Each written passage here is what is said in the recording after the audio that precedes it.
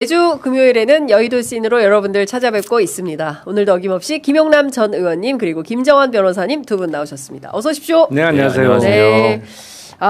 국정감사 진행 중에 있는데요. 의원님 네. 옛날 생각 많이 나시겠습니다. 이 정도는 아니었는데 옛날에는.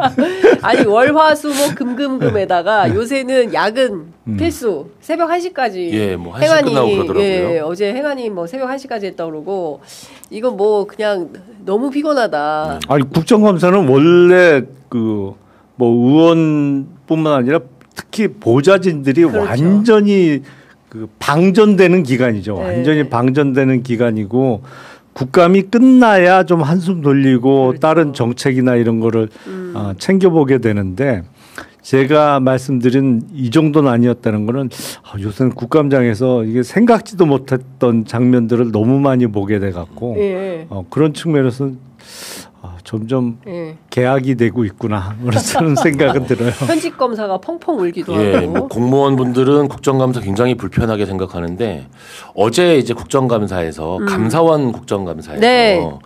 감사위원이 그 감사원장보다 더 이제 많은 돈을 썼다 이런 얘기가 나오는데 감사원 사무총장님이 그걸 국정감사하기 전에 몰랐다는 거잖아요. 자기가 국정감사 하면서 준비하면서 알았다는 거 아닙니까? 네. 그런 이야기 나오고 하는 거 보면서 야 그래도 국정감사가 진짜 꼭 필요한 제도다. 그렇지 않으면 그런 걸 파낼 수가 없는 경우들이 있잖아요. 네, 그런 1년에 한 번 제대로 정부를 터는 날. 네.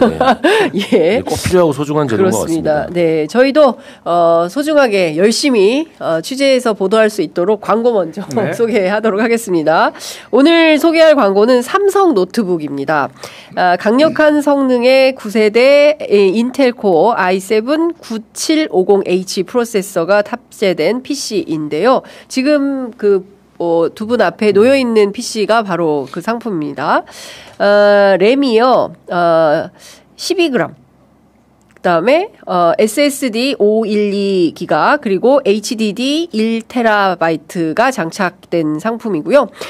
속도와 그리고 전력 소모 감소를 자랑합니다. 그리고 모바일 그래픽 환경에 최적화된 엔비디아의 MX 110 그래픽 카드로 다른 노트북보다 탁월한 그래픽 성능을 자랑하며 풀 HD급의 영상을 끊김없는 화면으로 감상하실 수 있으십니다. 무엇보다 노트북 화면을 탁 트인 모니터 그리고 TV 화면으로 확장 가능한 HDMI 포트도 지원을 합니다.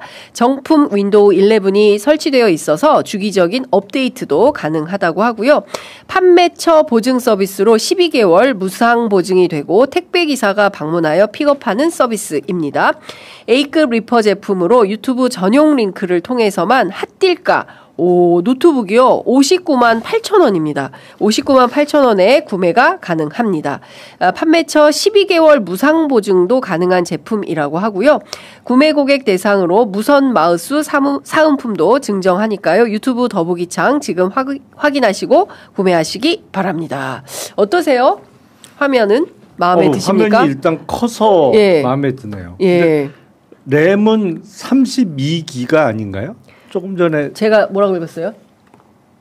약간 달리 읽으신 것 같은데. 네, 램은 32기가. 네. 뭐라고 읽었지? 네, 모르겠어요. 잘못 읽었군요. 죄송합니다. 달리 들었습니다. 예, 32기가. 네, 알겠습니다. 실수해서 죄송합니다. 네. 32기가 그램 1.5 테라바이트인데, 네, 장윤성 기자님, 다운그레이드 시켜버림. 죄송합니다. 네. 12라고. 네, 장 기자님 컴 좀 알고 광고해야겠습니다. 장 기자님이 컴맹이구나. 예, 맞습니다. 램이 12g. 제가 12g이라고 그랬나요? 죄송합니다. 예. 잘못했습니다. 네, 빠르게 사과하고, 넘어가도록 하겠습니다. 첫 번째로, 말씀드릴 이슈는 어제 굉장히 큰 파기환송 사건이 있었어요. 바로 SK그룹과 관련된 최태원 노소영 1조 4천억대 재산 분할 관련된 소송이 있었는데 요거 예측을 하셨습니까?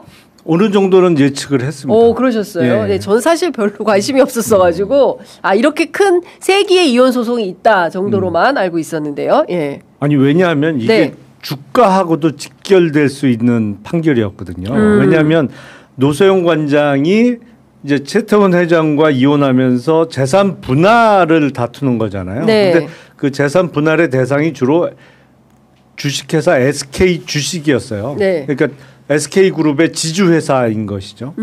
그런데 워낙 항소심에서 인용된 금액 내지는 분할 대상이 컸기 때문에 항소심대로 완전히 대법원에서 확정이 된다고 하면 사실은 SK 주식의 상당 부분이 노소영 관장한테 넘어가는 거였고 그렇게 되면 최태원 회장과 SK 노소영 관장 간의 SK 주식 지분 경쟁이 벌어질 수도 있는 그런 상황이거든요. 그러니까 그렇죠. 당연히 뭐 항소심대로 판결을 하더라도 최태원 회장 쪽 지분이 좀 더 많습니다만 사실은 다른 세력과 연합할 수가 있잖아요. 노소영 관장이 만약에 거의 한 6, 7%의 지분이 넘어가는 거였나 뭐 그랬을 거예요. 꽤 많은 주식이 가는 거였는데 그렇게 되면 그게 고려아연 같은 경우가 지분 경쟁이 붙었었잖아요. 그러니까 영풍과 MBK 연합 그리고 기존의 최윤범 회장 측이 지분 경쟁을 하면서 고려아연 주가가 한 4-5배까지 오른 적이 있었거든요. 그런 상황이 벌어지면 이 주가가 어디까지 올라갈지 가늠을 할 수가 없어요. 왜냐하면 조금이라도 주총에서 많은 지분을 확보해야 경영권을 가져올 수가 있으니까. 그래서 많은 관심이 쏟아졌는데 어제 파기환송되잖아요. 그러니까 노소영 관장 측이 항소심대로 재산 분할을 받아갈 수는 없다는 취지로 이제 파기환송되면서 어제 SK 주가가 거의 한 6% 정도 떨어졌어요. 그러니까 그런 게 다 반영이 되는 거죠. 시장에. 그런데 사실 이제 쟁점 중에 하나는 비자금 아니겠습니까? 그렇죠. 노태우 비자금이 이 재산 분할 소송에서 굉장히 중요한 관전 포인트로 이제 제기가 된 건데 어떻게 해야 된다고 보세요? 법적으로만 봤을 때는 굉장히 좀 재밌는 판결이 나온 건데요. 저는 이제 결론은 사실은 약간 좀 친재벌적으로 나온 게 아닌가 싶다는 생각을 했고요.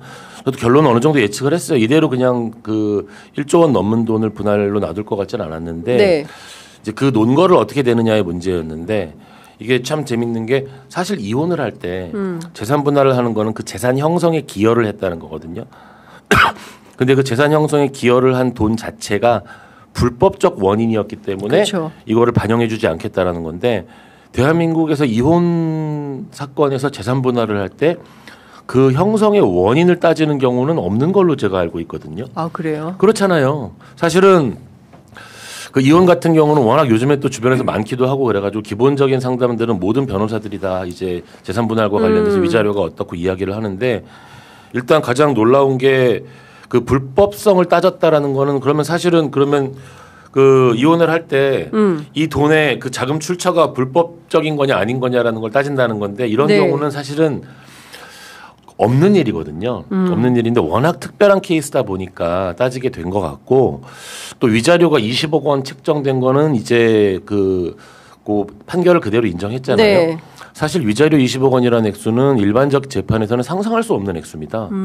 그런데 이런 위자료 같은 부분도 역시 뭐 좀 그 재벌들의 세계는 좀 다른 세계가 있나 보다라는 것에 대해서. 그러니까 주로 이 최태원, 노소영 결혼과 이혼에 대해서는 여성 잡지들이 제일 열심히 취재해서 다루는. 이게 어느 쪽 편을 들기가 애매한 상황이긴 해요. 그러니까 우리가 법적으로만 잠깐 설명을 드리면 이제 불법 원인 급여라는 게 있어요. 내가 도박을 하려고 그러는데 돈 1,000만 원만 빌려줘라고 얘기를 하거든요. 그리고 1,000만 원을 빌려주면 내가 언제까지 갚을게라고 이야기를 해도 그 돈을 사실 안 갚아도 되거든요. 그걸 불법 원인 급여라 그래가지고 원인에 있어서 불법성인 거는 넘어가면은 갚는다는 약속을 해도 안 갚아도 되는 그런 법리가 있긴 합니다. 마치 그런 법리를 좀 끌어오는 듯하면서 불법성이 있었기 때문에 분할할 필요 없다 그랬는데 그러면 그 불법성이 있는 돈을 받은 그 최태원 입장에서는 이게 그거는 용납할 수 있는 부분이 되느냐. 좀 약간 그 국민 정서 납득하기 어려운 논거를 그 논거가 제시되긴 했습니다. 그렇군요. 어찌됐든 뭐 다시 그 파기환송이 됐기 때문에 2심에서 다퉈야 되는 건데 전망은 어떻게 하세요?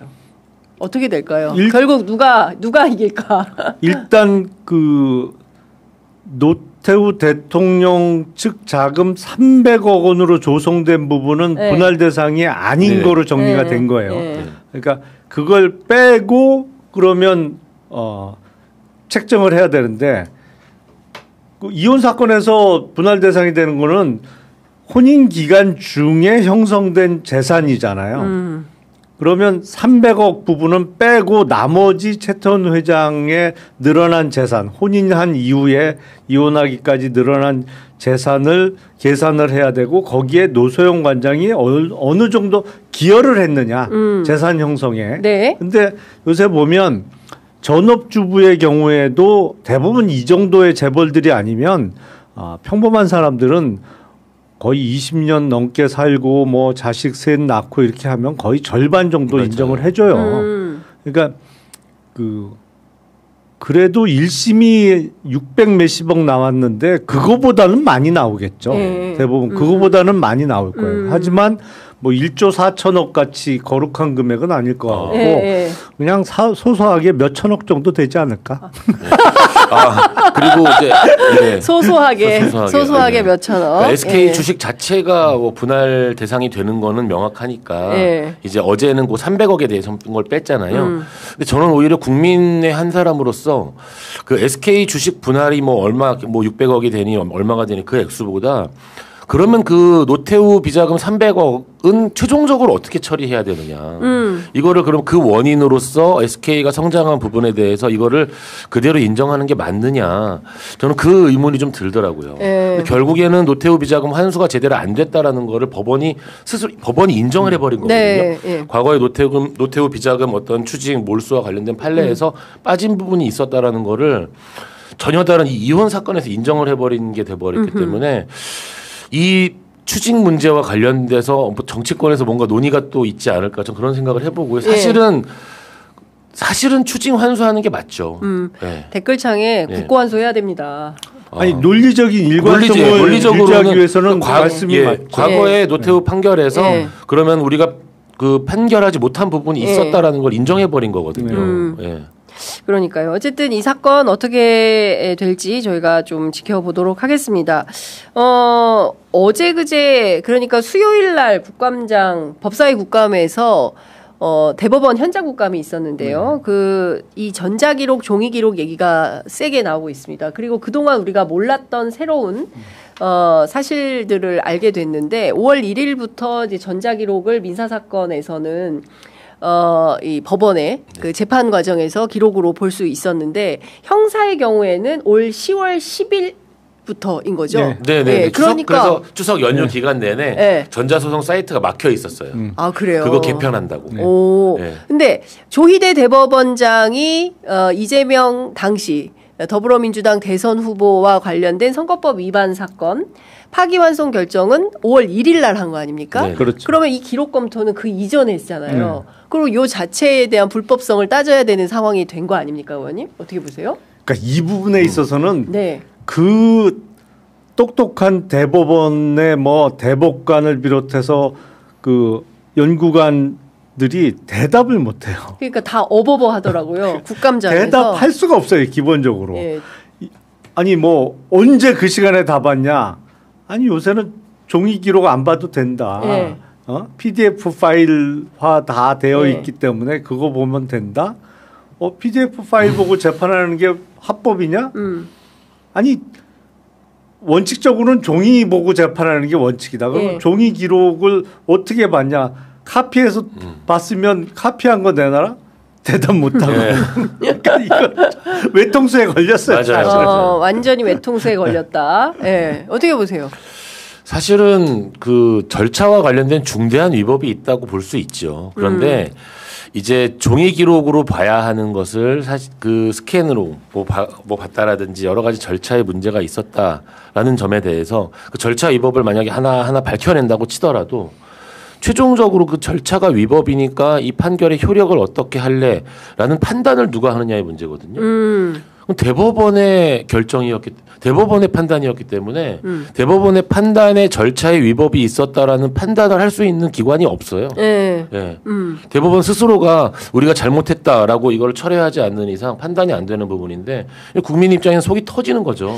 그러니까요. 네. 지금 뭐 속이 터질 뿐만 아니라 이거는 형사사건으로 다뤄야 되는 상황에 이르렀다. 이거는 무슨 비단 뭐 그 징계성으로 탄핵을 하고 말고 이거는 별건으로 하고 지금 이미 벌어진 이 사태에 대해서는 수사를 통해서 밝혀야 되는 내용이 점점 많아지고 있는 거 아닌가. 그 증자들이 나오고 있는 거 아닌가라는 생각을 하게 되는데 의원님 어떻게 생각하세요? 일단 따져봐야 될 게 너무 많은 거예요. 순차적으로.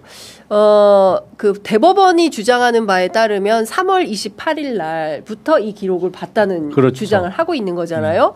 이틀 만에 어떻게 그런 결정을 했어? 4월 22일 날 기록이 와서 배당이 됐죠. 그렇죠. 배당이 돼서 소부에서 전압으로 와서 이틀 만에 결론을 내버렸는데 그게 어떻게 가능해? 이런 것들을 이제 유권자들이 꼼꼼히 따져 물었더니 그게 아니라 우리가 사실은 3월 28일부터 하고 5월 1일 날 결정한 거야. 꽤 오랜 시간 검토를 했어.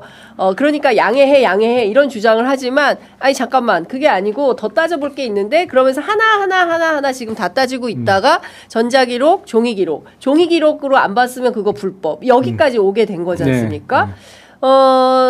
수사 의뢰해야 되는데 어떻게 보세요?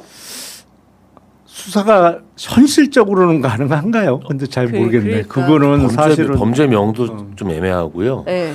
그리고 지금 사실 결국 아까 좀 전에 제가 말씀드린 이 위법성의 판단 주체가 지금 애매하다. 네. 어쩔 수 없다라고 얘기를 했는데 지금 현재 이 상황에서의 결국에는 그 3월 28일이니 4월 22일이니 뭐 기록이 먼저 올라가 있었습니다라는 메모 이런 거 그 메모도 사실 말이 안 되는 거였거든요. 예, 그 메모 굉장히 그 이상한 메모였어요. 왜냐하면 누가 수기로 썼어요. 그러니까 인수인계부잖아요, 이름이. 인수인계부라는 거는 뭐냐면 우리가 형사사건 잠깐만 설명을 드리면 형사사건 이외의 모든 재판은 현재 전자소송으로 하기 때문에 파일로 다 전송이 되거든요.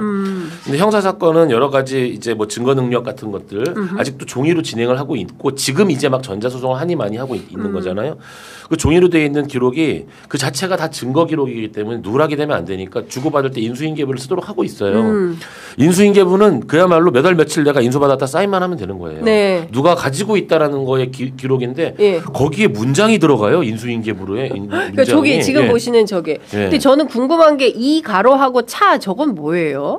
이 차는 저거는 이제 대법원이 1부, 2부, 3부가 있으니까 저게 2부에 대법관을 가나다라 마바사 자차로 이제 기록을 하거든요. 저건 2부의 차 대법관한테 인수인계가 된다. 2부에 대법원 2부 차 대법관에게 갔다. 네. 차 대법관에게 간다라는 그런 2차가 그런 표현이고요. 뭐 1차, 2차 그게 아니고요. 그런데 저기 글이 써 있잖아요. 이거는 뭐냐 하면 기록 4월 22일 날 다른 재판들은 지금 인수인계가 되거든요. 근데 이재명 그 기록을 인수인계를 하려고 봤더니 기록이 지금 여기 없는 거예요. 이게 문제가 심각한 거거든요, 사실은. 근데 보니까 누가 본다고 먼저 가져갔어. 이런 거 이렇게 선회할 수 있거든요. 이미 기록은 위에 있습니다. 상고 이유서 2책? 추가적으로 올립 이렇게 써 있는 것 같습니다. 그러니까 저게 저 인계부에 저게 적힐 문장이 아니거든요. 저 문장을 적는 칸도 없잖아요, 사실은. 그러네요.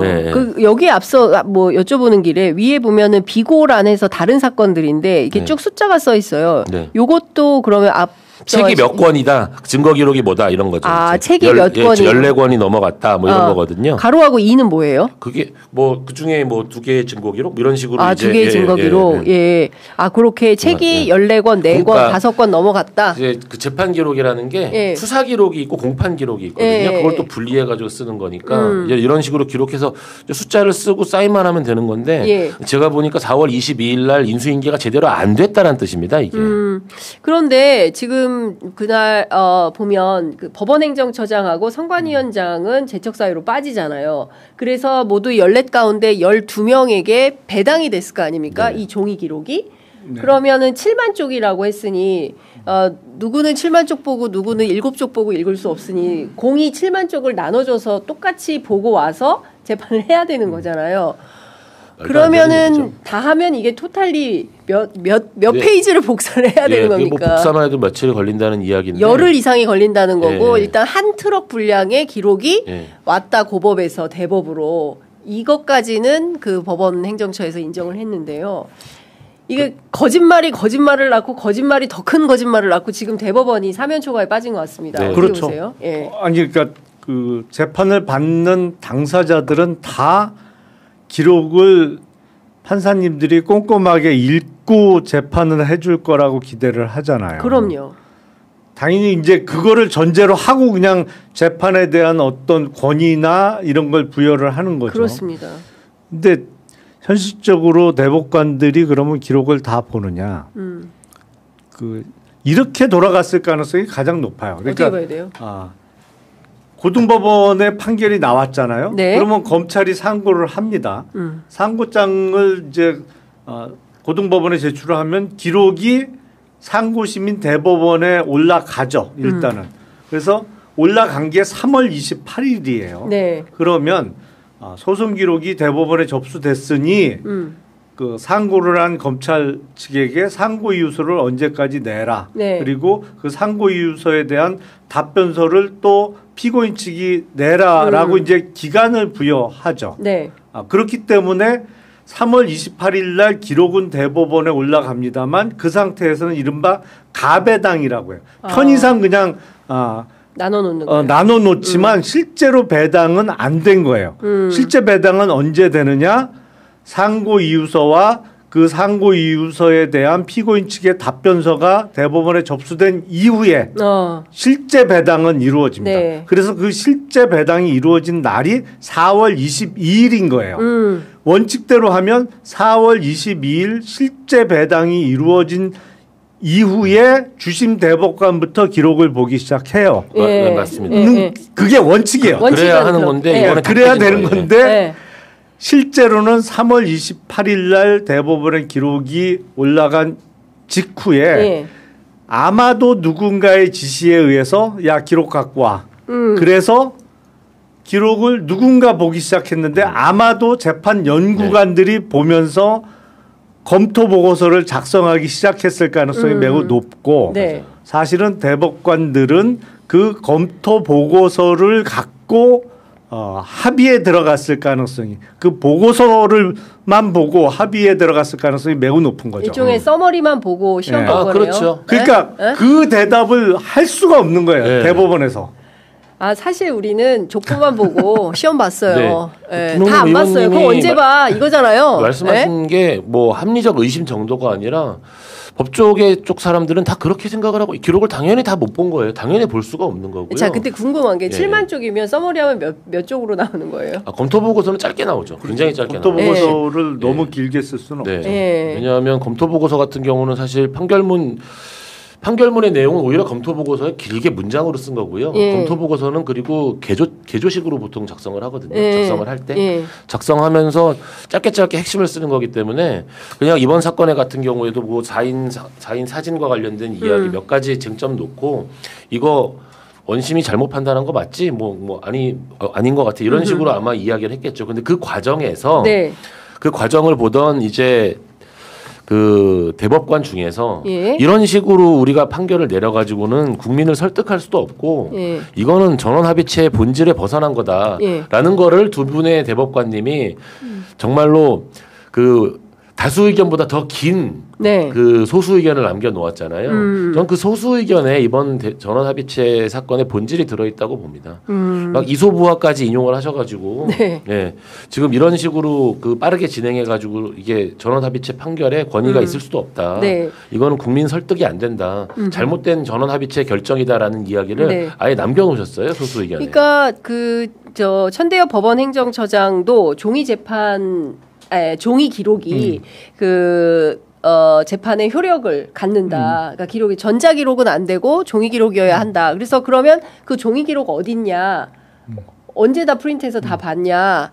그 말을 못 하고 네. 있어요. 그러면 도대체 이거를 앞서 말씀하신 대로 3월 28일 날 누군가 지시에 의해서 이걸 보게 시켰는데 그럼 누가 시켰냐라고 했을 때 어제 수요일 날 출석한 정지연 법원행정처 재판사무국장은 재판장이 시켰다라는 거예요. 그럼 여기서 이 재판장이라는 워딩이 나왔다는 거예요. 그럼 이 재판장은 조희대 대법원장이잖아요. 그렇죠. 전원합의체 재판장은 대법원장이죠. 그러니까요.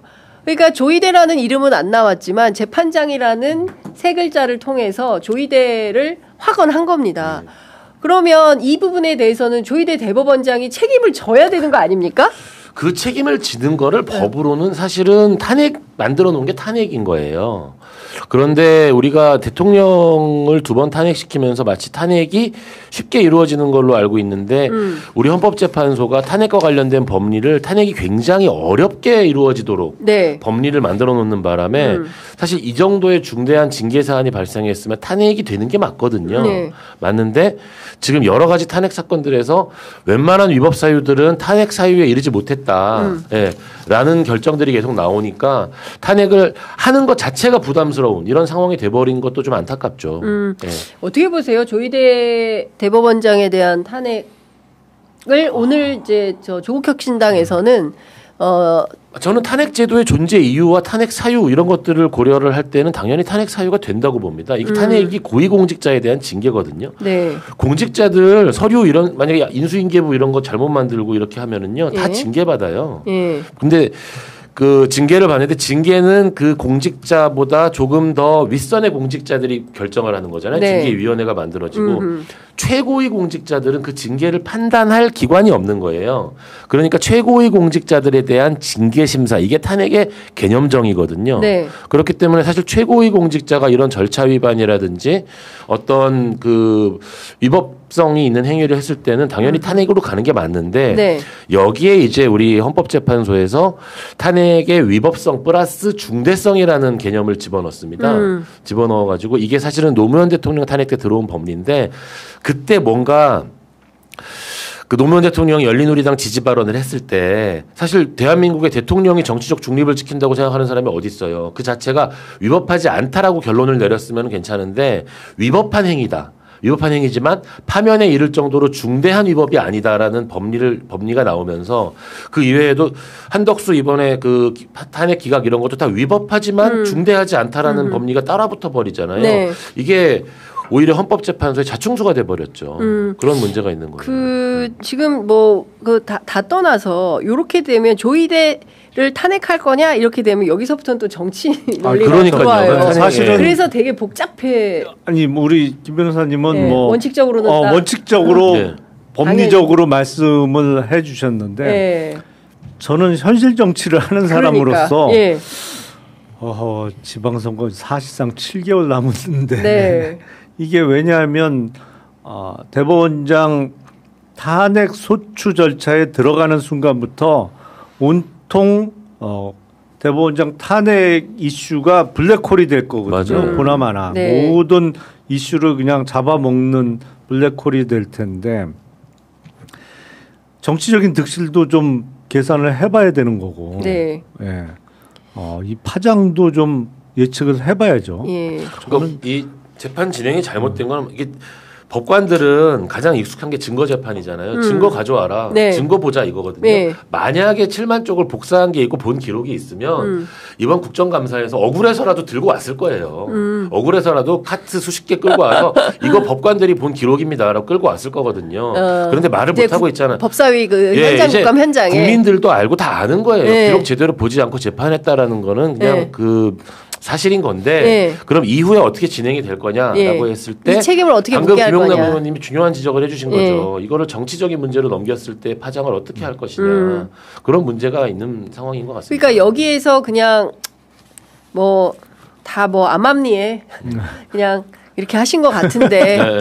덮고 넘어가시죠라고 결정을 내릴 건지 아니면 무슨 소리야 원칙대로 처리를 해야지라고 하는 이제 두 가지가 이제 충돌을 하게 될 것 같은데 이제 국회는 또 이런 사정이 있어요. 네. 그리고 이제 민주당에서는 이거 세게 가져가야 된다 그렇게 볼 거고 또 정부 차원에서는 지금 뭐 관세 협상에 그렇죠. 또 민생 회복에 또 경제 관련해서 코스피 오늘도 보니까 또 사상 최고치를 찍었어요.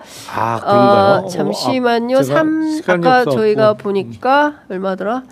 예. 3천 아까 어디 좀 올려 주셨는데 제가 3,750불 넘었다. 3,776포인트네요. 지금 이 순간 더 올랐네요. 야, 이러다 오늘 3,800 뚫는 거 아니에요? 네, 10시 11분 현재보다 25포인트만 더 오르면 3,800인데. 네. 하여튼 그 근래 보지 못하던 코스피 지수가 계속 확인이 되면서 이제 주식하시는 분들이 이렇게 환호성 좋은 낯빛이 되고 그래서 정부는 사실 이 분위기를 계속 보호하고 싶고 그리고 사실 막 여러 가지 복합적이고 또 국민의힘은 뭐가 됐든 막 계속 발목 잡기를 하고 있으니 이 여러 가지 것들을 이제 복합해서 어떤 방향으로 우리 사회가 가는 것이 맞냐. 에 대한 이제 지혜를 모으는 자리가 바로 저희 취재 편집 아니겠습니까? 그런 측면에서 보면 그 드러난 사실을 감출 수는 없지 않습니까? 드러난 사실을 그렇죠. 그렇지 않습니까? 네. 그리고 이렇게 많은 문제들이 다 드러났고 특히 이제 범죄의 증자가 드러난 거 아니겠습니까? 뭐 어떻게 의율할지는 모르겠지만 그래도 직권남용에는 해당이 되는 거잖아요. 그 조희대 대법원장이. 그러니까 그거를 구성을 하려면 그렇게 돼야겠죠. 네. 사실은 배당이 아직 안 된 가배당이라고 이제 네. 실무상은 얘기합니다만 그래서 그 상태에서는 어느 누구도 그 사건 기록을 볼 의무가 없는 거예요. 네. 사실은 그렇잖아요. 뭐 자기가 그 재판관이 그 재판부의 대법관이 될지 안 될지 모르는 거니까 전원 합의체로 넘기는 결정은 4월 22일 날 나온 거니까 그 전에는 어느 누구도 볼 의무가 없는데 의무 없는 일을 시켰다. 물론 그 앞에 직권을 남용하여라는 조건이 더 붙습니다만 직권을 남용하여 의무 없는 일을 시키거나 타인의 권리 행사를 방해했을 때 성립하는 죄가 직권남용 권리행사 방해죄란 말이에요. 네. 그럼 예를 들어서 대법관이 됐던 재판연구관에게 이 기록 미리 좀 봐라고 시키면 그게 직권남용죄냐? 네. 뭐 충분히 이제 따져볼 여지는 있는데 이게 법리적으로는 그렇고 이제 현실적으로 네. 적절하냐? 지금 이 상황에서 사실은. 그러면 이거를 묻고 가야 되냐? 그게 잘 모르겠어요. 이게 참 안타까운 게 난감하다. 예. 안타까운 게 지금 이제 우리 정치권에서 탄핵을 하게 됐을 때 정치권의 후폭풍이 어떻게 이루어질 것인지 이런 걸 우리 걱정해야 되잖아요. 예. 사실은 이게 잘 생각해 보면 사법부 내부에서의 어떤 자정작용으로서의 정말 사법 파동감이거든요. 과거에 어떤 일이 있었냐면 그게 2009년 정도 되는데요. 그 신영철 대법관이라는 분이 뭐 그 본명을 얘기해도 되잖아요. 신영철 대법관이라는 분이 배당을 당시에 이제 그 촛불 시위가 막 일어나고 할 때 그 시위와 관련돼 가지고 배당을 이제 자기 자의적으로 하는 이런 일, 그 중앙지법원장일 때 그런 일이 생깁니다. 그리고 결국 대법관이 되는데요. 그 당시에는 정말로 여러 판사들이 그 사법부 내부에서 그걸 굉장히 많이 비판을 하면서 그걸 그래서 심지어는 그걸 5차 사법 파동으로 분류하시는 분도 있어요. 물론 신영철 대법관은 6년의 임기를 다 마치기는 합니다. 그런데 어떤 재밌는 일이 아니라 어떤 중요한 일이 벌어지냐 하면은요. 신영철 대법관이 대법관 옷을 벗고 그 단국대학교 석좌교수로 가거든요. 그걸 단국대학교 학생들이 총장실을 점거하면서 우리는 저런 대법관을 우리 교수로 오는 걸 받을 수 없다 이래가지고 학교에서 쫓겨나는 일이 발생을 합니다. 예, 결국 어떤 사법부 내부에서의 자정작용으로 사법부에서 비판이 계속 일어나고 그 사람은 자리를 끝까지 지켰지만 지킨 이후에 나가자마자 굉장히 불명예스러운 일을 당하는 그런 일이 실제로 일어나거든요. 네. 저는 이번에는 근데 오히려 또 그때보다 훨씬 더 중요한 사안임에도 불구하고 사법부 내부의 목소리가 너무 적은 것 같은 그게 더 걱정이 드는 거예요. 네.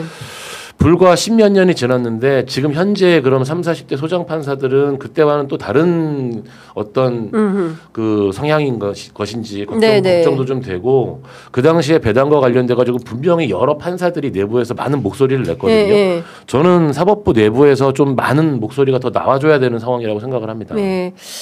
사실 참 그러진 않은 것 같은데 그래서 저는 이 정도까지 나오면 조희대 대법원장이 스스로 거취를 좀 정리를 해줘야 되는 거 아닌가라는 상식적인 판단을 하는 겁니다. 왜냐하면 법원에 대한 그렇죠. 신뢰도를 위해서라도 직위원 판사 문제도 좀 해결을 해야 되고 그때 그 기자님도 의원님도 기억나실지 모르겠지만 사실은 그때 신영철 대법관 사건 때는 신영철 대법관이 물러나는 거 아니냐까지 정말 갔었어요 이야기가. 그런데 안 물러났잖아요 본인이.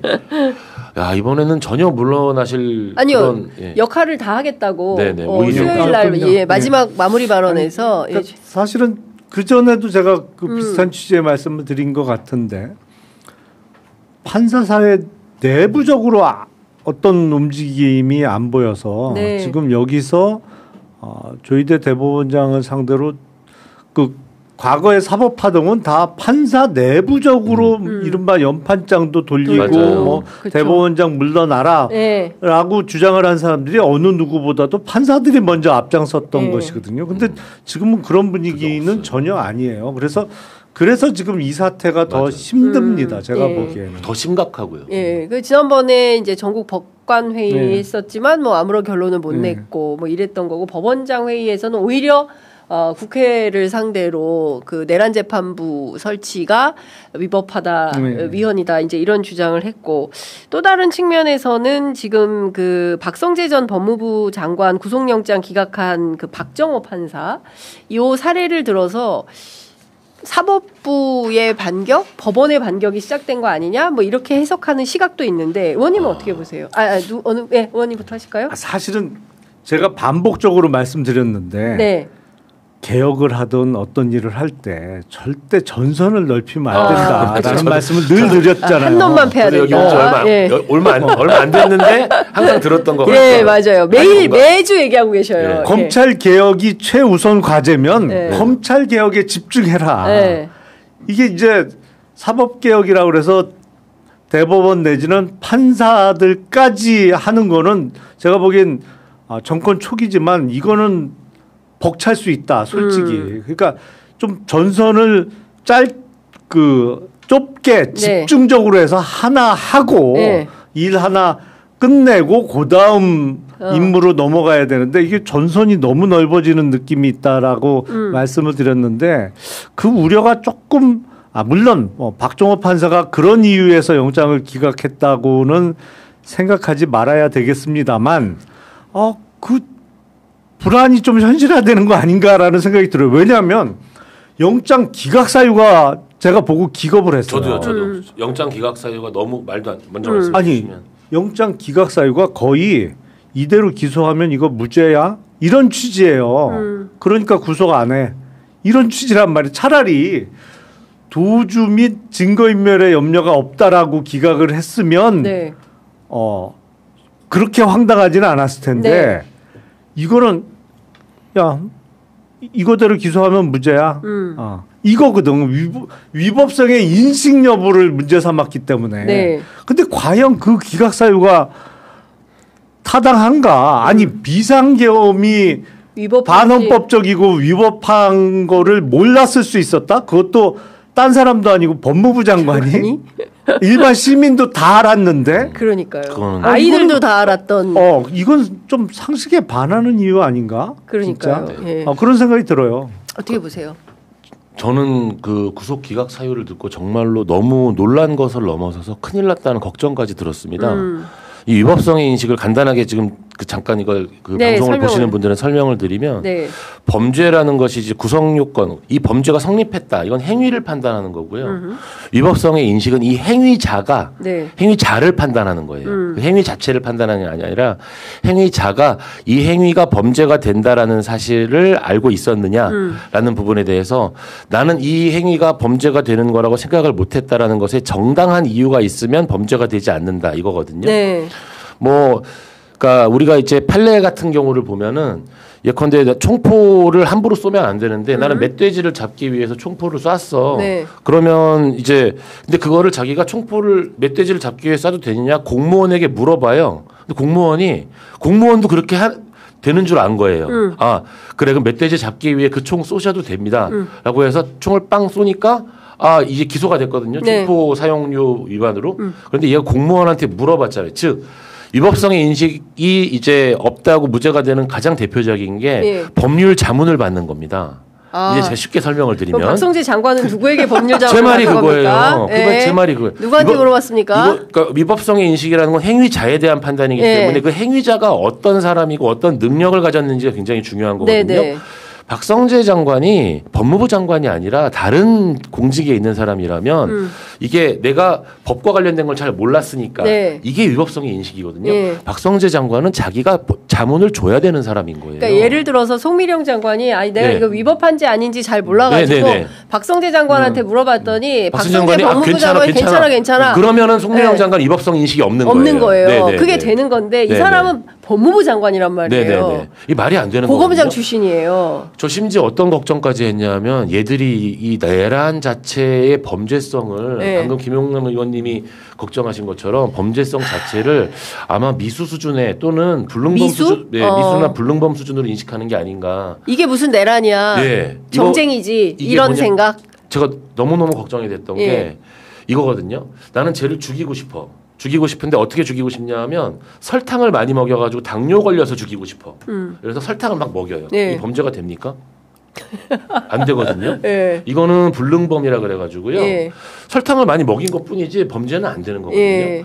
얘들이 내란을 거의 이 불능범 수준으로 판단을 하는 게 아닌가라는 걱정이 너무 드는 거예요. 갑자기. 예. 내란은 그런 범죄가 아니에요. 그러니까 이런 방식으로 가다 보면 네. 마침내 얘들이 그러니까 그 성공할 수 없는 내란이라는 걸 알고 진행한 게 아닌가라는 어떤 인식을 하는 게 아닌가 싶어가지고 저는 너무 걱정이 되더라고요. 이런 방식으로 계속 가면 내란 속의 윤석열도 그냥 구속만기로 풀어주고 불구속 재판하다가 무죄 방면되는 거 아니에요?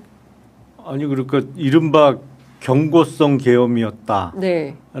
취지. 저는 뭐 그거는 받아들여질 거라고는 전혀 생각을 안 하는데 어쨌든 박성재 전 장관에 대한 구속영장 기각 사유는 정말 이해하기가 힘들어요. 이건 위법성의 인식 여부를 문제 삼아서 기각을 해놓으면 그냥 그거거든요. 이거 죄 안 될 수 있어. 네. 그럼 뭐 이거 기소하지 말라고 그러면? 그러니까요. 아니 그거 어쩌라는 거예요. 지금 그래서 약간 지금 황당했어요. 박성재 전 법무부 장관의 구속영장이 기각되면서 가장 억울한 사람 하나 있으니 그것은 바로 이상민입니다. 그런 얘기가 나오는데 그런 얘기가 나오는 게 비정상적이죠. 자, 오늘 이상민 장관 첫 재판 시작이 됐고요. 법원에서 중계를 허락해서 지금 아마 지금 시간 순차를 좀 두고 법원에서 공개를 하는 것 같아요, 기자들한테. 그래서 바로 라이브 되는 것은 아닐 것 같고, 이제 잠시 후에 만나보실 수 있을 것 같은데, 오늘 이상민 장관이 무슨 얘기를 하게 될까요? 아니, 그러니까 이상민 장관은 이른바 형평성이라는 차원에서 생각하면 무지 억울하겠죠. 한덕수도 불구속. 박성재도 불구속. 왜 나만 구속시켜? 그러니까 더군다나 법무부 장관은 우리 헌법과 법률 질서 체계에서 대한민국의 법률상 대리인은 법무부 장관입니다. 맞아요. 맞아요. 네. 그러니까 말씀대로 누구한테 자문을 구할 수 있는 사람이 아니고 오히려 대한민국의 그냥 법률 사무는 총책임자예요. 그렇죠. 법무부 장관이. 법률 사무 총책. 어떤 법률 행위를 하더라도 대한민국 전체 대통령이 아니고 국가라는 대한민국의 법률상 대리인이 법무부 장관이에요. 그렇습니다. 근데 거기에 위법성 인식이 없을 수 있다라고 판단을 하면 도대체 어쩌라는 거야. 그 이상민 장관은 그런 측면에서는 무지하게 지금 억울하겠죠. 그 헌법재판소가 헌법 위반의 중대성 뭐 다 판단해가지고 내란이란 단어를 쓰지 않았을 뿐이지 윤석열 대통령을 파면한다라고 선언하면서 이 내란 행위에 대한 모든 반헌법적 그 상황들을 인정을 했거든요. 저는 헌법재판소의 탄핵 이후에는 그래도 한시름 놨었어요. 그리고 내란이 인정 안 될 리도 없다는 건 당연한 거고요. 군대가 출동을 했고 온 국민이 봤습니다. 정말로 헌법재판소 재판관들이 제일 먼저 합의했다는 그 문장, 헌법재판소 탄핵 결정문에 나오는 그 문장, 시민들의 저항과 군인들의 소극적 임무 수행 덕분에 지금 이게 된 거다. 지금 다행히 그 나쁜 결과가 발생하지 않은 거지. 이 계엄은 반헌법적 불법적인 거다라는 것은 확인이 된 거잖아요. 한시름 놓고 있던 마음이 저는 그 위법성의 인식 결정문을 보고 구속 취소 때보다 훨씬 더 놀랐어요. 이거는 그 법률가의 입장에서는 도저히 받아들일 수 없는 문장이었습니다. 김영남 의원님이 정확하게 지적해 주셨는데 차라리 도주 우려가 없다. 얘는 항상 출석을 잘 해왔다 지금까지. 네, 그러면 그래. 그럼 도주 우려 없으니까 그거는 인정해 줄게. 그것까지는 고개를 끄덕일 수 있는데 위법성의 인식은 저는 법률가로서 도저히 받아들일 수 없는 문장이었습니다. 그러니까요. 그러면 이 박정호 판사는 왜 이런 결정을 내렸을까에 대한 궁금증이 계속 커지는 건데 지금 중앙지법 영장전담부에 지금 그 4명의 판사가 있는데 지금 특검팀에서는 구속영장 재청구하겠다는 입장이에요. 그렇죠. 그렇습니다. 그러면 재청구를 하면 다시 또 박정호 판사가 받을 수도 있고. 아니죠. 아니요. 그건 안 돼요. 재척 사유가 됩니까? 네네. 다른 판사가 봅니다. 그래요? 네. 근데 그 가능성이 아예 없지는 않다고 어제 홍사훈 선배가 AI에게 물어봤더니 다시 또 갈 수 있다. AI가 가끔은 오류가 납니까? 네. 잘못된 데다. 그리고 그거는 이제 법원의 영장 전담 판사들이 보통 1명 내지 2명 이렇게 돌아갈 때 여러 가지 사정상 예외로 가능은 한데요. 중앙지법은 영장전담 판사가 4명, 그 가장 큰 법원이고요. 그리고 내규상 영장전담 판사, 영장과 관련된 사무에 대해서 한 번 했던 사람에 대한 그 이의 절차에 대해서는 다른 사람이 하도록 되어 있기 때문에 중앙지방법원에서 같은 사람이 하게 되면 그게 사고입니다. 그게 사고다. 그게 사고예요. 그러면 재청구했을 때 어떻게 될까요? 아니 저는 첫 번째 영장 기각이 지금도 이해가 안 되기 때문에 다른 판사의 판단을 받아보면 당연히 이거는 영장 발부 될 거라고 생각을 하는데 저도 이제 법조인 된 지가 30년이 넘었는데 요 근래 이렇게 뒤통수를 여러 번 맞아갖고 저는 3월 7일 구속 취소도 전혀 예상도 못했고 가끔 이렇게 뒤통수를 맞다 보니까 자신이 점점 없어져요. 의원님 즉시 항고도 할 거라 그랬어요. 그러니까요. 근데 심우정이 안 해버렸습니다. 그러니까 지금까지 있던 그 법조의 공식을 다 깨버리는 상황이어서 그래서 내란 전담 재판부가 또 필요한 거 아니냐. 상식의 회복 차원에서 이제 이런 얘기들이 나오는 것 같은데요. 변호사님은 어떻게 전망하세요? 왜냐하면 또 이런 게 있어요. 수원 브로더스 3인방 있잖아요. 남세진 부장판사를 제외한 나머지는 사실상 대동소이하기 때문에 똑같은 판단과 입장을 가질 수 있다. 그래서 또 기각될 수도 있다라는 우려 섞인 전망도 있거든요. 변호사님 어떻게 보세요? 저는 사실 이번에 구속 심사에서 기각이 될 거라는 것 자체를 예상을 못했기 때문에 굉장히 놀랐고 이 내란 수사와 관련된 어떤 하나의 변곡점이 될 만한 사건이라고 생각을 하거든요. 그 정도의 상황에서 반드시 구속이 되어야 된다고 판단을 하고 저는 이게 맞는 법률적 판단이라고 생각을 하거든요. 이 구속과 관련된 사유 중에 우리가 도주 우려 증거인멸 얘기를 하죠. 범죄의 중대성이라는 게 있는데요. 이 범죄는 살인죄보다 더 형량이 높은 범죄예요. 그렇죠. 내란인데요. 그리고 위법성의 인식 이야기가 잠깐 나왔지만 이 군인이 출동을 했고 사람이 정말로 죽을 수 있는 제가 왜 아까 불능범 얘기를 했냐면 사람이 죽을 수 있었던 거거든요. 아니 정말 영연택도 준비했고요. 3,600명 구치소에 가두고 합수부에 검사 파견해가지고 뭐 하려고 했겠습니까? 너무나 예측 가능한. 이거는 뭐 내란 미수가 될 수도 없는 거고 내란의 실행의 착수부터 해가지고 모든 게 인정이 되는 그냥 내란 범죄가 성립을 한 상황이고 그 내용에 대해서도 헌법재판소가 다 인정을 했는데도 불구하고 이게 마치 살인 미수처럼 살인을 하려고 했지만 사람이 죽지 않았는데 살인 미수 중에서도 사람이 사람을 죽이려고 했는데 어떤 장애가 있어. 장애 미수가 아니라 뭐 이거 조금 짧게 해서 뭐 설명은 드리지 않겠지만 장애 미수가 아니라 불능범 정도의 문제가 아닌가라는 인식을 혹시 하는 게 아닌가라는 막 걱정이 들면서 저는 지금 굉장히 중요한 변곡점에 있다. 그리고 반드시 구속이 되어야 된다라고 생각을 하고 있습니다. 그러니까 지금 오늘 아침에 이제 양보남 의원님도 왔다 가셨는데 전직 검사장 출신 아니겠습니까? 이제 이분도 이거 죽 서서 엉망될 수 있다. 예, 라는 이제 아주 위기감을 가지고 바라봐야 된다. 그리고 시끄럽게 하지 말고 법률로 따박따박 계속 뭐 공방전 할 필요 없다. 뭐 소란 피울 거 없다. 입법으로 해서 다 수사 필요하면 수사도 하고 이렇게 따닥따닥 넘어가야 된다. 그런데 이제 중간중간에 계속 이런 황당한 엉뚱한 이제 사건들이 제기가 되기 때문에 이제 정권도 바뀌었고 모든 것이 일상을 회복하면서 정상으로 돌아가겠거니 이 생각을 하는데 이 사법 영역만큼은 그렇지가 않구나. 일반인들의 인식과 좀 괴리된 판단을 하고 있는 것 같아요. 어떻게 그 구속 그 기각을 시키면서 위법성의 인식과 관련된 다툼이 있을 수 있다라는 문장을 쓸 수 있는지 네. 저는 좀 현실 인식과 동떨어진 판단이 나와서 굉장히 하여튼 우려스럽습니다. 이상민 장관의 경우에 이제 지금 재판 진행 중에 있는데요.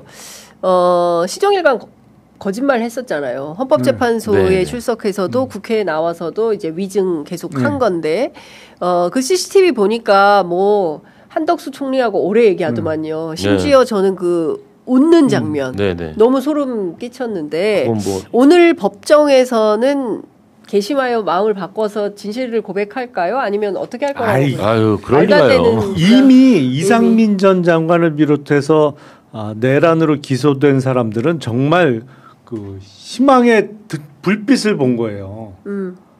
판사가 이게 위법성의 인식 여부를 문제 삼았어? 아니 그러면 나도 마찬가지지. 아니 법무부 장관이 비상계엄이 위법하지 않다고 생각했을 가능성이 있다라고 법원에서 판단을 해줬는데 법률 전문가도 아닌 뭐 이상민 장관은 물론 판사 출신이긴 합니다만 다른 공직자들 다른 공직자들은 야 법무부 장관보다 내가 법률을 잘 알아? 내가 어떻게 알아? 비상계엄 위헌인지 위법인지 시키면 하는 거지. 다 이 논리로 갈 가능성이 열린 거예요. 지금 이상민 전 장관도 마찬가지죠. 예. 황당무계한 상황에 도래하였다. 지금 내란이 일주기가 돌아오는 이 와중에 재판 과정에서 어마어마한 충격적 사건이 발생한 거다. 법무부 장관이 구속이 기각되는데 사유가 위법성 인식과 관련된 다툼의 여지가 있다. 이거는 사건입니다. 사건이다. 네네. 자, 그러면 사법개혁을 조금 더 세게 해야 되겠네요. 굉장히 중요한 거죠. 그냥 넘어갈 수가 없겠는데요. 사실 저는 또 말씀드립니다만 차례대로 차례차례로 가야 돼. 지금 검찰도 사실은 난리 아니겠습니까? 그럼요. 아니 그리고 이거는 대단히 비법률적이고 뭐 그런 일은 없어야 되겠습니다만 지금 왜 이 상황에서 판사들이 조용하냐. 그리고 왜 이렇게 툭툭 예상치도 않았던 법원의 결정 판단이 튀어나오냐. 저는 이른바 그 문재인 정부 초기에 당시 양승태 전 대법원장과 관련해서 대대적인 수사가 벌어졌었잖아요. 물론 그때 수사를 주도한 게 윤석열 검사장과 한동훈 차장이에요. 근데 판사들이 기억하는 건 그때 무지하게 당했다 우리가. 그때 실제로 소환 조사도 많이 받고 압수수색을 받은 판사들도 많은 건 사실이에요. 그때 그 재판 거래나 뭐 이거 관련해 갖고 많은 판사들이 뭐 곤욕을 치렀죠. 구속도 몇 사람 됐었고. 근데 판사 사회에서는 그때 우리가 너무 속절없이 당했다라고 생각하는 거 아니냐. 그래서 이번엔 안 당한다. 호락호락하게 당하지 않겠다라는 게 좀 저변에 깔려 있는 거 아니냐. 이런 걱정이 돼요. 근데 지금 사실 이런 것 같아요. 그러니까 보편적인 국민의 눈높이에서 말씀을 좀 드리자면 12.3 비상계엄은 매우 평온한 우리들의 밤을 현직 대통령이 엄청나게 계엄군을 넣어가지고 침해를 한 사건이고 그 위법성은 전 세계가 다 깜짝 놀란 거고요. 환율 시장, 주식 시장만 보더라도 난리도 아니었던 거 아니겠습니까? 그리고 그 수많은 계획들이 다 나왔잖아요. 외환과 관련해서도 수많은 그 사실관계들이 나왔고 이것에 대해서 각자 자기의 직역에서 그 맡은 바 책임을 다 지고 있는 거잖아요. 근데 유독 사법부 같은 경우에는 서둘러서 내란을 극복하고 정말 대한민국 정상화를 위해서 일조하는 역할을 해야 되는데 그분들은 이게 무슨 내란이야 그냥 정쟁이지 이런 정도의 생각으로 대충 덮고 넘어가자라는 식으로 생각하면 전체 국민들의 평범한 기준에 비해서 한참 떨어진다. 맞아요. 이 인식 수준을 계속 갖고 있으면 이 공동체에 해를 끼치는 상황 아닌가라는 생각을 안 할 수가 없는 겁니다. 예. 그런 판단을 계속 하기 때문에 더 상황은 복잡하고 매우 꼬여질 수도 결국은 있겠다. 국민 여론이에요. 사법부도 가장 신경을 쓰고 있는 게 국민 여론인 거고요. 네. 지금 계엄과 관련돼서 탄핵 결정이 나오면서 좀 그 한 곱이 넘겼다라고 생각을 하면서 한시름 놓았던 어떤 그 입장에서 네. 저는 정말로 구속 기각 소식을 들었을 때 약간 마음이 좀 두근거릴 정도로 좀 놀라고 힘들었어요. 네. 그 조금 이제 그 과거의 계엄 당시의 상황으로 돌아가 보면 지금 그 이야기가 나오고 있는 그 위법성의 인식 이런 부분들을 도저히 받아들일 수가 없거든요. 이제 지금 정말로 사법 개혁이라든지 이런 그 구속 기각 이런 부분들이 잘못되었다라는 것에 대한 어떤 국민적 여론이 다시 한번 좀 이렇게 발현되어야 될 그런 시기가 아닌가 좀 그렇게 생각을 하고 있습니다. 네, 속보 계속 나오고 있는데요. 이상민 행안부 장관 측 국무위원들은 비상계엄에 반대했었다. 그리고 언론사 단전단수 지시한 적 없다. 그리고 자택에서 현금 다발 발견된 거 보도 나오지 않았습니까? 네. 그 보도 유감스럽다라는 입장을 밝혔다고 합니다. 유감스러운 건 보도가 돼서 유감스럽다는 그런 것 거예요? 같은데요. 뭐야 그럼 있긴 있었단 얘기예요? 현금 명확히 해야지 취지를. 현금 다발이 발견됐다 한들 그 기사를 써? 뭐 이런 태도인 것 같은데요.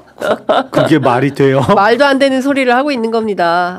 그러니까 참 이런 사람들이 대한민국의 최고위의 고위공직자였다는 사실이 한편으로는 분노가 치밀어 오르고요. 또 다른 한편에서는 처참하기도 합니다. 맞습니다. 아니 그러니까 명확히 해야 되는데 집에 현금 다발이 있었다는 거예요? 없었다는 거예요? 도대체 뭐가 유감스럽다는 거야? 보도가 유감스럽다. 보도가 유감스럽다는 거예요? 보도가. 그럼 있긴 있었다는 취지예요? 황당하네. 근데 그 그것도. 현금 다발의 액수도 지금 그러니까요. 궁금하잖아요. 예를 들어서 그 보도가 조금 엇갈리는데 만약에 억대에 있었다라고 하면 현금이 도대체 무슨 돈이냐, 어디서 나온 거냐, 뭐 이거 그리고 이상민 장관의 주장을 액면 그대로는 받아들일 수 없기 때문에 그거는 말하지 않도록 하겠습니다. 시간이 다 돼서 마무리를 해야 되는데 그래도 한 주간에 저희가 갤럽 조사는 꼭 이제 들여다보는데요. 이번 주 대통령 직무수행 평가 나왔습니다. 전주보다 1%포인트 하락했는데요. 전주 55에서 이번 주 긍정평가 54 나왔고요. 부정평가도 1%포인트 올라서 34에서 35%로 올라와 있습니다. 다른 거 다 차치하고 중도만 보도록 하겠습니다. 중도에서 잘하고 있다 53, 잘못하고 있다 35 이렇게 나왔고요. 지역별로 보면 대구 경북 같은 경우에 잘하고 있다 42, 잘못하고 있다 46, 4%포인트 정도 격차를 보이고 있습니다. 부울경 보면요. 잘하고 있다 53, 잘못하고 있다 34 이렇게 나왔고요. 서울은 잘하고 있다 48, 잘못하고 있다 38 이렇게 되어 있습니다. 인천 경기 잘하고 있다 56, 잘못하고 있다 37, 대전 충청 잘하고 있다 55, 잘못하고 있다 30 이렇게 나와 있습니다. 이유는 잘하고 있다 경제민생 16, 외교 15 이렇게 나왔고요. 부정평가의 경우에는 외교가 플러스 4입니다. 18% 기록했고요. 친중정책, 중국인 무비자 입국이 플러스 3해서 8%포인트로 집계가 됐습니다. 그게 먹히나요? 일부? 진짜? 그러게요. 요 얘기를 좀 해봐야 될 것 같은데요. 그 여야 불문 최고위원들이 중국인 무비자 입국을 막아야 된다. 그 캄보디아 범죄 관련해서 요런 주장은 또 어떻게 보십니까? 정치인께 좀 그거는 전혀 논리적 연관성이 저는 없다고 생각을 해요. 네. 왜냐하면 그러면 비자를 받게 하면 역으로 다 걸릴 수 있느냐? 그런 보장은 전혀 없죠. 아니 그리고 무비자로 입국 많이 늘어나면 뭐 숫자적으로는 그 중에 나쁜 사람들이 조금 더 늘어날 수는 있겠습니다만 그게 크게 대세에 영향이 있을 수가 없는 거고 그리고 국내로 들어온 뭐 주로 관광 목적을 대고 들어왔겠습니다만 그 사람들이 국내에서 나쁜 일을 하느냐 안 하느냐 아니면 이걸 못하게 막느냐는 입국 그 비자를 발급해 주냐 안 하느냐의 문제는 아니에요. 사실 어차피 관광 비자는 누구나 쉽게 받아요. 그렇죠. 그거를 프로세스를 비용과 절차가 좀 더 소요되게 한다고 해서 네. 그 나쁜 사람들이 못 들어오게 막을 수 있는 것도 아니고 그거는 다른 절차인 거지 완전히 차원이. 네. 그래서 이걸 무비자 입국을 들어서 뭐 중국인들의 범죄가 활개칠 수 있다라고 얘기하는 거는 정말 논리의 한 7단계 비약이 있기 전에는 그런 전제는 성립하지 않는다고 저는 생각합니다. 네. 어떻게 보세요? 간략히 코멘트 듣겠습니다. 아니 저도 사실은 그 김용남 의원님 말씀에 전적으로 좀 동의하는 편이라서요. 이런 게 어떤 그 혐오몰이라는 생각이 들고 혐오는 우리가 권리로 주장할 수 있는 게 아니거든요, 사실은. 그런데 이제 어떤 감정적인 부분에다 호소하면서 뭔가 자기 편을 끌어들이려는 어떤 저는 좀 잘못된 어떤 정치적 방향이라고 생각을 하기 때문에 그리고 실제로 통계를 내보더라도 어떤 그 외국인들이라든지 뭐 이런 뭐 그 어떤 특정 집단이 범죄율이 확실히 더 높아진다라든지 이런 거는 그 우리가 가지고 있는 편견일 뿐이거든요. 그래서 이렇게 뭔가 그 특정 국가라든지 특정 그 집단을 가지고 뭐 혐오와 관련된 부분을 이야기하는 건 잘못된 거라고 저는 생각을 하고 있습니다. 네. 그러니까 지금 그 혐중에 대해서는 뭐 논의로 해야 될 것 같고요. 여하튼 이제 그런 정치 공방들이 여론조사에 상당히 먹히는 변수로 들어오고 있다라는 정도만 말씀을 좀 드려야 될 것 같습니다. 정당 지지도 더불어민주당 39, 국민의힘 25, 무당층 28 이렇게 기록이 됐고요. 자세한 내용은 갤럽 조사 홈페이지에 가서 확인을 하시면 될 것 같습니다. 내년 지방선거는 여당 다수 당선이 39, 야당 다수 당선이 36 이렇게 된대요. 이것도 사실은 주요하게 봐야 되는 체크 포인트가 아닌가 싶습니다. 아이고 챙겨봐야 되는 뉴스는 너무나 많고 다 전해드리지 못해서 송구합니다. 저희 취재 편의점 오늘 2주년. 이에요. 아, 그래요? 10월 17일 오늘 2주년이어서 케이크도 안 넣고 먹는 것도 없이 진행하신 거예요? 먹어야 되는데. 그럼요. 축하는 먹는 걸로 하는 거예요. 네, 죄송합니다. 네. 별도로 준비하도록 하겠습니다. 네. 저희가 저녁에 그래도 이제 자축하는 차원에서 식사 자리 마련했으니까요. 변호사님 꼭 오시기 바라고요. 네, 그때 드시도록 그렇게 하도록 하겠습니다. 복식하겠습니다. 네, 예. 오늘 두 분 말씀 잘 들었습니다. 고맙습니다. 네, 감사합니다.